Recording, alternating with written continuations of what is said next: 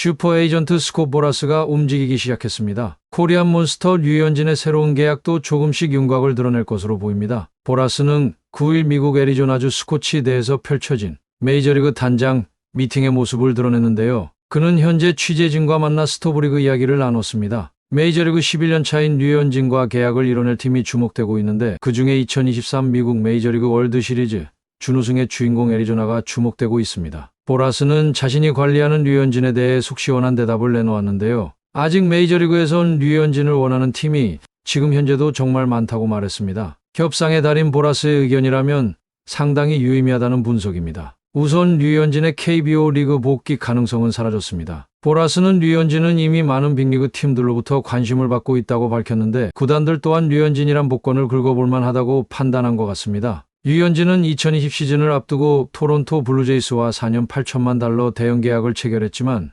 올해를 끝으로 마무리됐고 미국 현지에선 메이저리그 잔류 쪽으로 의견이 모이면서 대다수의 매체들이 새로운 팀을 찾는 것 자체는 어렵지 않을 거라고 보고 있다는 점이며 ESPN은 얼마 전 FA 자격을 취득한 선수들의 랭킹을 발표하면서 류현진을 전체 40위, 몸값 2년 1,400만 달러를 책정했습니다. FA를 맞이한 류현진이 다시 한번 배지환의 피츠버그 파이어리츠와 연결되면서 팬사이디드에서 피츠버그를 다루는 럼번터는 류현진이 피츠버그와 1년 계약을 맺을 수 있다면서 여러모로 피츠버그와 잘 어울린다고 평가하기도 했습니다. 피츠버그는 올 시즌 팀 평균 자책점 4.60으로 내셔널리그 11위, 선발 평균 자책점 4.88로 역시 내셔널리그 11위였고 32경기에서 13승 9패 평균 자책점 4.21의 미치 캘러웨이 10승 투수도 10경기 이상 등판에 3점대 이하 평균 자책점을 찍은 선발 투수도 없었습니다. 내셔널리그를 대표하는 젊은 팀이라서 베테랑 류현진이 단기 계약으로 가세하면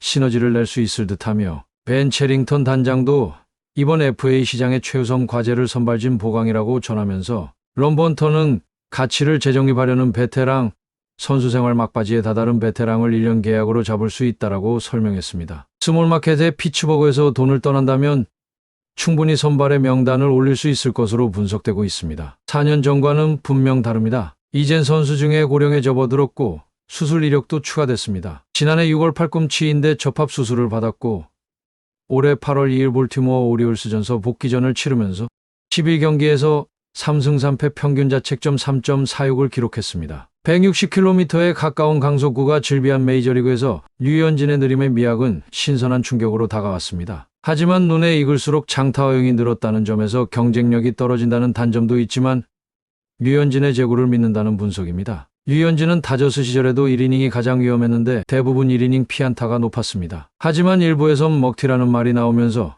류현진을 곱게 바라보지 않는 시선도 적지 않습니다. 류현진은 2012년 말 포스팅 시스템을 통해 LA 다저스와 6년 총액 3,600만 달러 약 513억 원에 계약하면서 당시 다저스가 한화에 지불한 포스팅비도 2,573만 7,737달러 약 367억 원에 달했고 류현진은 MLB 첫 시즌부터 그 기대를 충족하면서 주목을 받았습니다. 2013년과 2014년 연속 14승을 올리며 단숨에 MLB 정상급 투수로 자리 잡았고 류현진은 이후 4년간 크고 작은 부상으로 고전하면서 2015년 어깨 수술을 받아 2시즌을 거의 뛰지 못하면서 2017년 성공적으로 복귀했지만 2018년 다시 부상이 잦아져 100이닝을 넘기지 못했습니다. 하지만 2019년 어깨 수술을 받은 투수는 재계약이 어렵다는 속설을 깨고 완벽한 부활을 알렸고 류현진은 그해 29경기에서 2.32 평균 자책점으로 14승 5패를 기록하면서 MLB 전체 1위를 차지했습니다. 올스타전 내셔널리그 선발 투수로 출전했고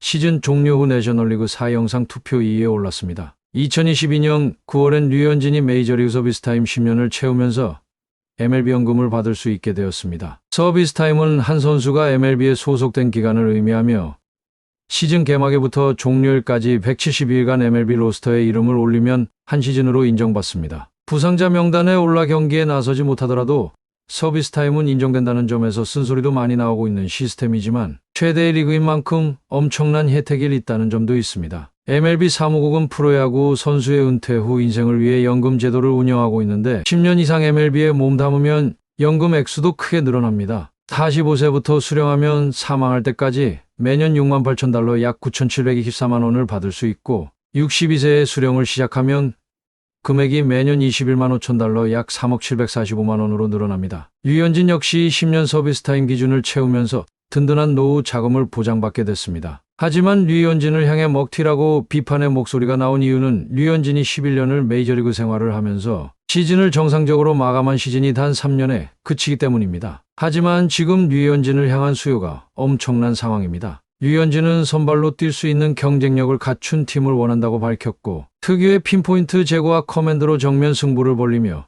빅리그 강타자들을 제압했고 시즌 막판 다소 부진하긴 했지만 11번의 등판 가운데 9번을 3실점 이하로 막아내며 이닝 히터의 면모를 뽐내기도 했습니다. 놀라운 경기 운영과 위기관리 능력에 미국 현지에서도 류현진을 향한 찬사가 쏟아졌습니다. 하지만 성공적인 복귀에도 불구하고 류현진에 대한 물음표는 여전히 따라다니고 있습니다.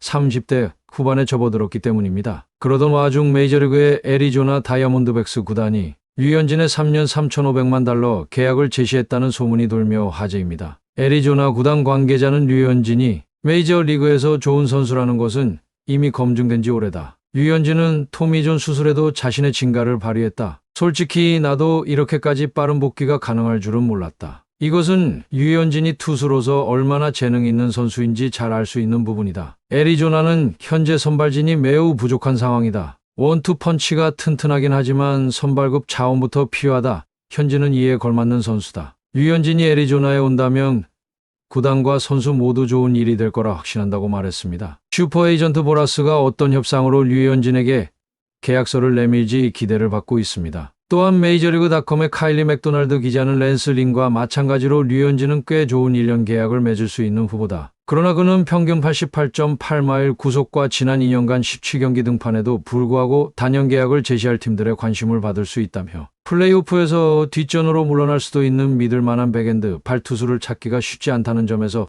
다수의 팀이 단기 계약을 제시할 수 있을 것으로 보인다고 설명했으며 여기에서 단기 계약은 2년 계약을 말하며 4, 5선발 투수에게 그 정도의 투자를 하는 건 무리는 아니라는 뜻으로 분석할 수 있습니다. 1년 계약이든 2년 계약이든 류현진에 대한 시장 수요가 견고하게 형성됐다고 보는 게 합리적입니다. 2023년 월드시리즈 우승에 도전했다가 실패한 플레이오프 11팀에게 가장 필요한 포지션이라는 제목의 기사에서 류현진에게 관심을 보일 수 있는 구단으로 휴스턴 애스트로스, 애틀랜타 브레이브스, 애리조나 다이아몬드백스, 템파베이 레이스, 미네소타 트윈스 등 5팀을 언급했고 류현진을 3, 4선발 정도로 쓸 수 있는 팀들이라고 소개했습니다. 현지 매체들의 전망을 종합하면 류현진은 인센티브가 포함된 1년 계약, 구단 옵션이 걸린 1+1년 계약, 2년을 보장하는 계약을 받을 수 있고 2년 계약의 경우 ESPN이 제시한 대로 평균 연봉은 1년 계약보다 적을 수밖에 없으며 다른 매체들은 계약 기간은